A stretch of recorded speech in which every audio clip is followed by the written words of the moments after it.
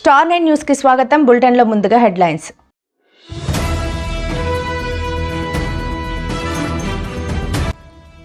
Super 6 super flop. చంద్రబాబుకి నాలుక మందం. డబుల్ ఇంజన్ కాదు, ట్రబుల్ ఇంజన్.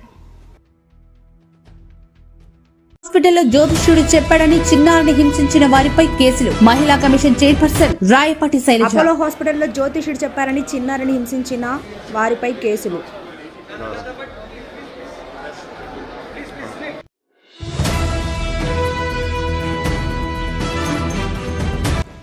కాకాని నకిలీ పత్రాల కేసు తెలుగు రాష్ట్రాల్లోనే ఒక సంచలనం.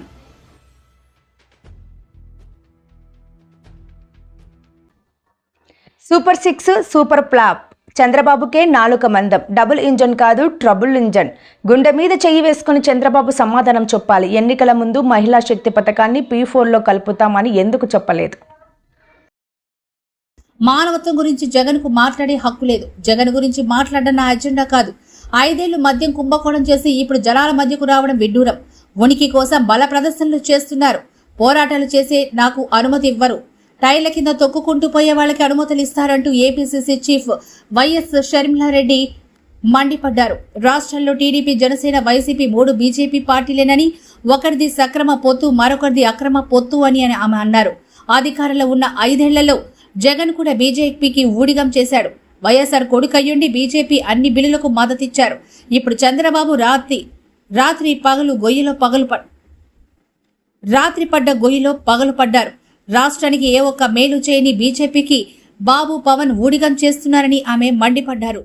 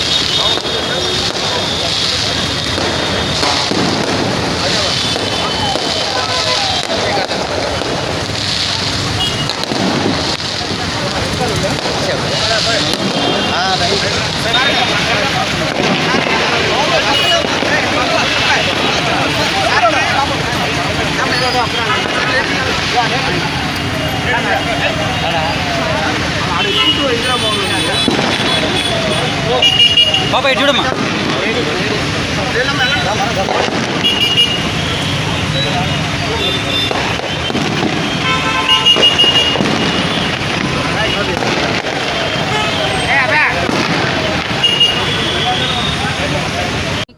వాళ్ళకి కావాల్సిన భరోసా కల్పించడానికి ఇక్కడికి రావడం జరిగింది. రానున్న రోజుల్లో కాంగ్రెస్ పార్టీ బలపడటం చాలా అవసరం. ఎందుకంటే ఈరోజు ఆంధ్ర రాష్ట్ర రాజకీయాలలో ఉన్న మిగతా అన్ని పార్టీలు కూడా బీజేపీతో సత్సంబంధాలు పెట్టుకున్న పార్టీలే. చంద్రబాబు గారు, పవన్ కళ్యాణ్ గారు కూటమి కడితే జగన్మోహన్ రెడ్డి గారి వైసీపీ అక్రమ పొత్తు పెట్టుకుంది. అధికారంలో ఉన్న 5 సంవత్సరాలు కూడా జగన్మోహన్ రెడ్డి గారు రాజశేఖర రెడ్డి గారి కొడుకై ఉండి కూడా మోడీ గారికి దత్తపుత్రుడిగా ప్రతి బిల్లులోనూ బీజేపీ పార్టీకి మద్దతు ఇచ్చారు. అదానికి, అంబానీకి లేక మోడీ గారికి ఏ మేలు కావాలంటే అది చేశారు. మెడలు వంచి ప్రత్యేక హోదా తెస్తానన్న జగన్మోహన్ రెడ్డి గారు తమ మెడలను మోడీ కింద పెట్టడం జరిగింది. ఇక ఇప్పుడు కూటమి సర్కారు అధికారంలో ఉంది. చంద్రబాబు గారు ఇంతకుముందు కూడా బీజేపీతో పొత్తు పెట్టుకున్నారు. కానీ రాత్రి పడ్డ గోయిలోనే మళ్ళీ ఇప్పుడు పగలు పడ్డానికి సిద్ధపడ్డారు చంద్రబాబు గారు. మన రాష్ట్రానికి ఏ ఒక్క మేలు చేయని బీజేపీ పార్టీకి మద్దతిస్తూ ఈరోజు బీజేపీ పార్టీ అధికారంలో ఉంది అంటే ఒక స్తంభంలా నిలబడిన వాడు చంద్రబాబు గారు. కానీ బీజేపీ గత 15 సంవత్సరాలుగా మనకు మోసం చేస్తూనే వచ్చింది. ప్రత్యేక హోదా విషయం అయితేనేమి, లేక ఏ విభజన హామీ అయినా కూడా ఇంతవరకు ఒక్కటి కూడా నెరవేరలేదు అంటే దానికి కారణం బీజేపీ పార్టీ ఆంధ్ర రాష్ట్ర ప్రజలకు పొడుస్తున్న వెన్నుపోటు. ఏ ఒక్క మేలు చేయలేదు. ఇప్పుడు పోలవరం ప్రాజెక్టు కోసం నిధులు ఇస్తున్నామంటున్నారు. కానీ పోలవరం ప్రాజెక్టు హైట్ మాత్రం 41 మీటర్లకే వాటర్ స్టోరేజ్ కుదించి వాళ్ళు ఫండ్స్ ఇస్తామంటున్నారు. ఈ ప్రకటన పార్లమెంట్లో చేసినా కూడా ఆంధ్ర రాష్ట్రానికి చెందిన ఏ ఒక్క పార్లమెంటేరియన్ కూడా పోలవరం హైటు 45 మీటర్లు ఉంటేనే ఇది గ్రావిటీ బేస్డ్ ప్రాజెక్ట్ అవుతుంది, లేకపోతే ఇది లిఫ్ట్ ఇరిగేషన్ ప్రాజెక్ట్ అవుతుంది అని ఒక్కడు కూడా మాట్లాడలేదు అంటే ఎంత దురదృష్టకరమో ఇది ఆంధ్ర రాష్ట్ర ప్రజలందరూ గమనించాల్సిన విషయం. ఒక్కరికి కూడా బీజేపీకి వ్యతిరేకంగా మాట్లాడే దమ్ము లేదు. ఈరోజు ఒక రాజధాని విషయం చూసుకున్నా కూడా మనకు అప్పులు ఇస్తున్నారు రాజధాని కట్టుకోవడానికి. వాస్తవానికి విభజన హామీలలో ఒక హామీ రాజధాని పూర్తి నిర్మాణ బాధ్యత కేంద్ర ప్రభుత్వానికి. కానీ ఈరోజు వివిధ సంస్థల ద్వారా అప్పులు ఇస్తామంటున్నారు తప్పితే పెద్ద పెద్ద మాటలు ఇంతకుముందు చెప్పారు. న్యూఢిల్లీని తలపించే రాజధాని కట్టిస్తానన్నారు. కానీ ఇప్పటి వరకు కూడా ఒక్క మేలు కూడా చేయలేదు.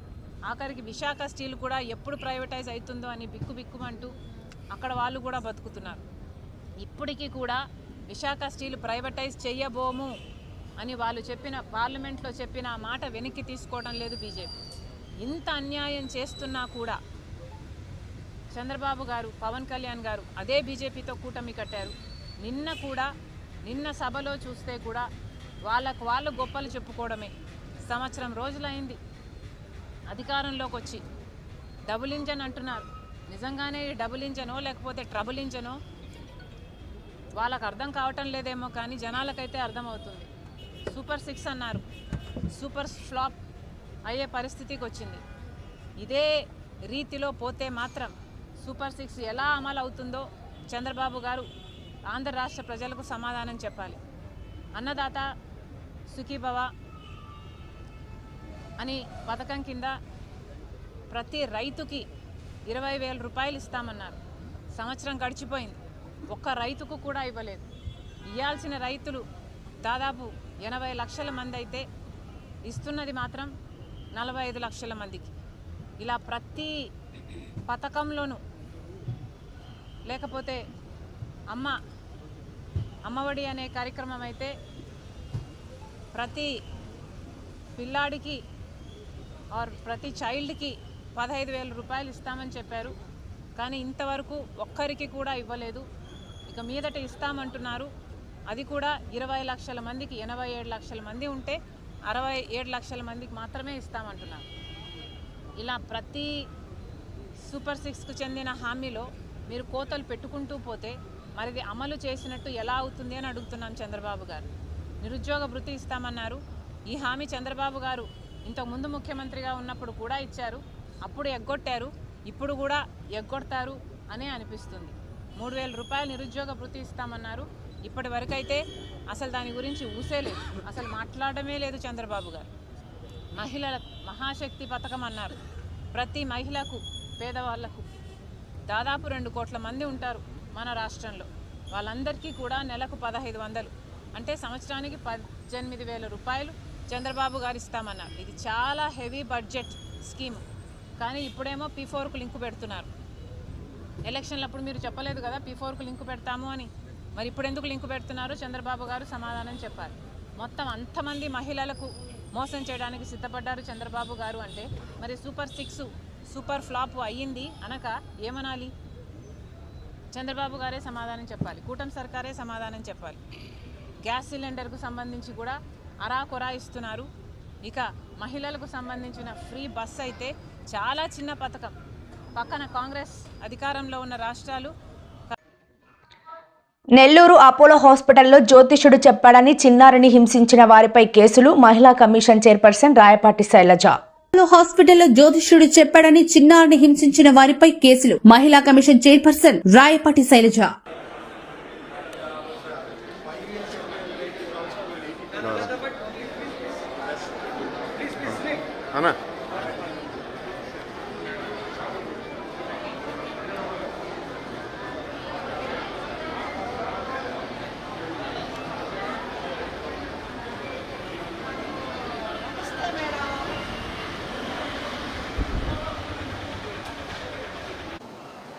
నిన్న పొట్టి శ్రీరాముల నెల్లూరు జిల్లాలో కుర్తిపాలెం గ్రామం కాకర్ల దెబ్బలో నిన్న మా నోటీస్కి ఒక ఇష్యూ వచ్చింది. 10 ఏళ్ల పాప మీద అంటే వాతలు వేడి ఇది గెరిటె కాల్చి వాతలు అంటే రీజన్ ఏంటంటే అది ఎవరిదో సెల్ ఫోన్ పోయింది, ఎవరో జ్యోతిష్కుడు అంట మీ ఇంట్లో పాప ఉంది తీసాడని చెప్పాడంట. అది ఎంత ఇదండి, అసలు ఎవరన్నా ఆ విధంగా ఆలోచిస్తారా?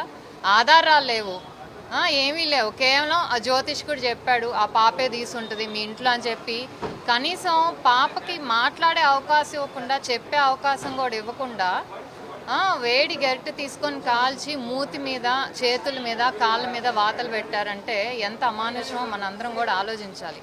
పాప పేరెంట్స్ ఇక్కడ ఉండరు, తన వాళ్ళని చుట్టాల ఇంటి దగ్గర వదిలిపెట్టి వాళ్ళు ఎక్కడో బతుకు తెరువు కోసం వేరే చోటుకు వెళ్ళారు. అలాంటి పాపని పాప కనీసం స్కూల్కి కూడా వెళ్ళట్లేదంట. వీళ్ళింట్లోనే పూటకు ఒకళ్ళ ఇంట్లో అక్కడక్కడ ఉండి మరి వాళ్ళు భోజనం పెట్టడం, లేకపోతే చిన్న చిన్న పనులు చేయించుకోవటం అలా చేసి నేబర్స్ అందరూ ఆ అమ్మాయి చేసి ఉంటుంది అని చెప్తే మరి ఆ ఉద్దేశంతో కనీసం ఏ ఆధారాలు లేకుండా ఆమె మీద ఈ దారుణం చేయటం అనేది నిజంగా మహిళా కమిషన్ తరపున, మహిళా కమిషన్ అనే కాదు ఏ మనిషి కూడా దీన్ని మనసున్న వాళ్ళు ఎవరైనా కూడా హర్షించరు. సో దీన్ని గవర్నమెంట్ కూడా చాలా సీరియస్గా తీసుకుంది. ఎందుకంటే నిన్న జరిగిన ఏదైతే మీటింగ్ ఉందో సుపరిపాలన తొలడుగు, సీఎం గారు కానీ డిప్యూటీ సీఎం గారు కానీ చాలా క్లియర్గా చెప్పారు, రాష్ట్రంలో ఎక్కడైనా చిన్నపిల్లల మీద కానీ ఆడవాళ్ళ మీద కానీ ఎక్కడైనా అన్యాయం జరిగినా, అరాచకం జరిగినా ఊరుకునేది లేదు. పోలీసులకు కూడా చాలా ఇన్స్ట్రక్షన్స్ ఇచ్చారు, ఫ్రీ హ్యాండ్ ఇచ్చారు. ఎవరైనా సరే వాళ్ళని మీరు వెంటనే శిక్షించాలి, కేసు పెట్టాలి, ఇలాంటివి జరగకూడదు రాష్ట్రంలో. ఎందుకంటే ఇది ప్రో విమెన్ గవర్నమెంట్, విమెన్ అంతా వాళ్ళ సొంతకాల మీద నిలబడాలి. చిన్నపిల్లలు కూడా ప్రతి ఒక్కళ్ళు స్కూల్కి వెళ్ళాలి అనే ఉద్దేశంతో ఉన్న ప్రభుత్వం ఇది. సో ఇలాంటివి ఎక్కడా కూడా జరగకుండా చూసే బాధ్యత గవర్నమెంట్ తీసుకుంటుంది. దాంట్లో భాగంగా పోలీసులు కూడా ఫ్రీ హ్యాండ్ ఇచ్చారు. ఇలాంటి ఎక్కడ జరిగినా కూడా పెద్దవాళ్ళైనా సరే చిన్నవాళ్ళైనా సరే ఏ పార్టీ అయినా సరే బయాస్ అనేది ఉండదు. ప్రతి ఒక్కళ్ళు ఎవరైనా అన్యాయం చేస్తుంటే వాళ్ళు శిక్షకి అర్హులు. ఆ మెసేజ్ చాలా క్లియర్గా నిన్న అందరికీ ఇచ్చారు. సో దానిలో భాగంగా ఇక్కడ మేము వచ్చి పాపను చూసాము. బర్న్స్ అయితే అయినాయి మూతి మీద, చేతుల మీద, అలాగే కాళ్ళ మీద. సో ముందుగా అక్కడ లోకల్ పిహెచ్సికి తీసుకెళ్తే తర్వాత ఇక్కడ లోకల్ ఆ కాన్స్టిట్యున్సీ కింద వచ్చే ఎమ్మెల్యే వేమిరెడ్డి గారు బెటర్ ట్రీట్మెంట్ కానీ ఇక్కడ షిఫ్ట్ చేశారు. సో నిన్నంతా డాక్టర్స్తో మాట్లాడాము. సూపర్ఫిషియల్గా బర్న్స్ అయినాయి, దానికి చిన్నపిల్ల కాబట్టి టైం తీసుకున్నా తగ్గుతాయి.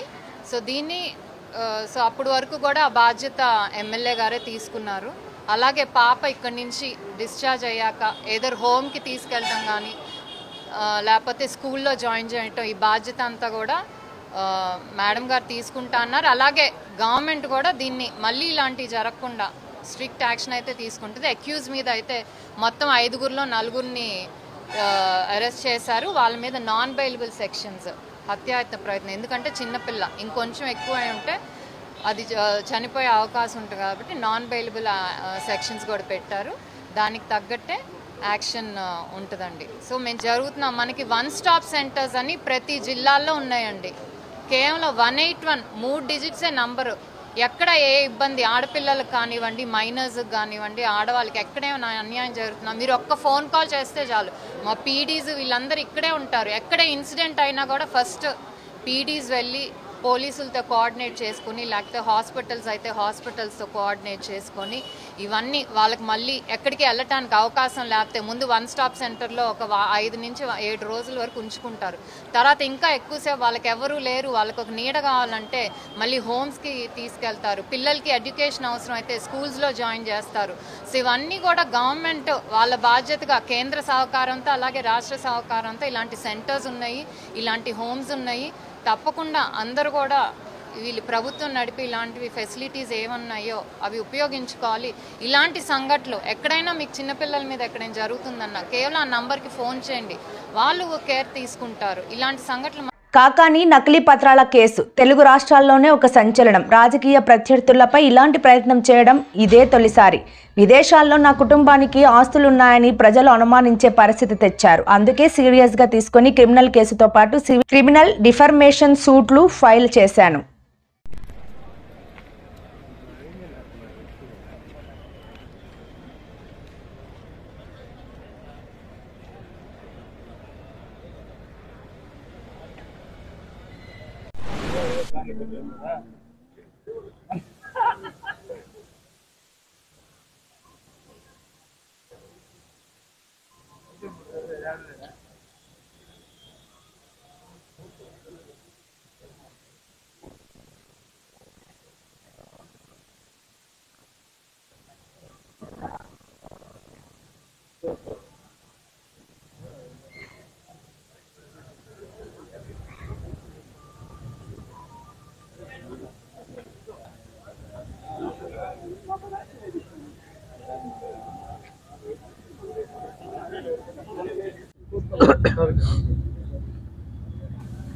ఒకటి నంబర్ 1, కొత్తగా గెలిచిన బార్ అసోసియేషన్ సభ్యులందరికీ ఆ కార్యవర్గానికి అంతా కూడా నేను అభినందనలు తెలియజేస్తున్నా.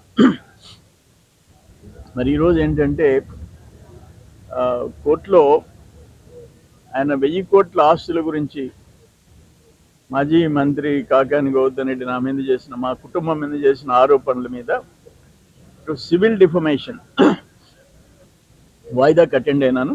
మళ్ళీ జూలై 15వ తేదీకి వాయిదా వేశారు.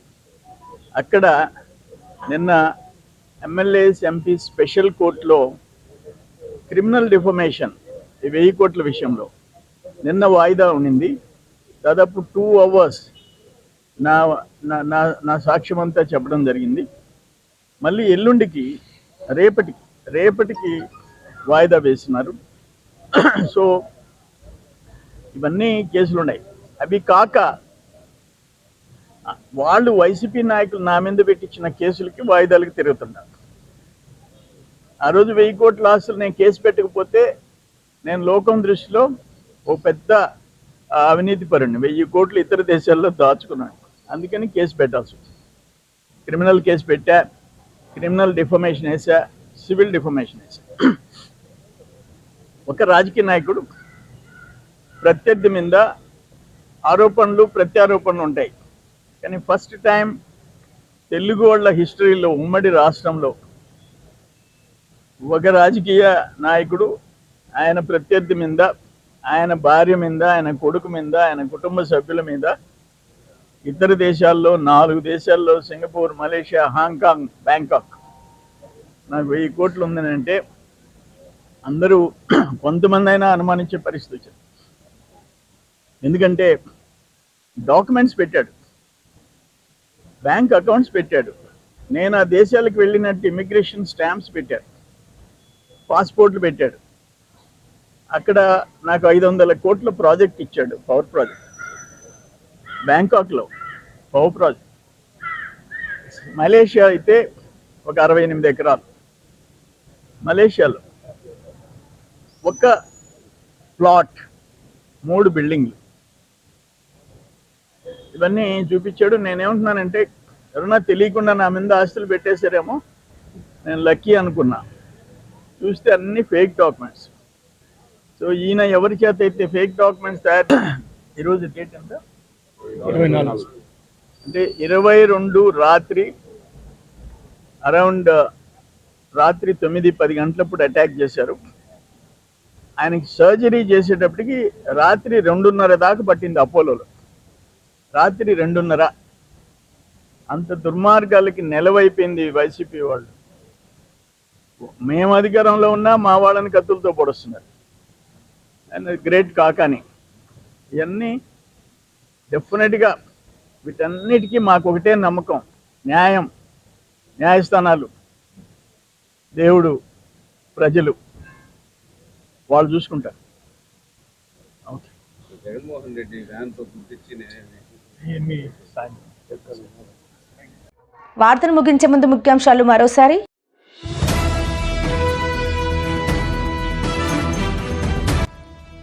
సూపర్ 6 సూపర్ ఫ్లాప్, చంద్రబాబుకి నాలుక మందం, డబుల్ ఇంజన్ కాదు ట్రబుల్ ఇంజన్.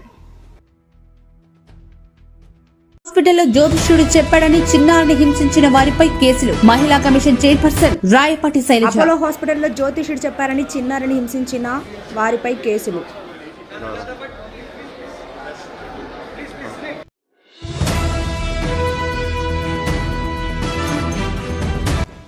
కాకాని నకిలీ పత్రాల కేసు తెలుగు రాష్ట్రాల్లోనే ఒక సంచలనం.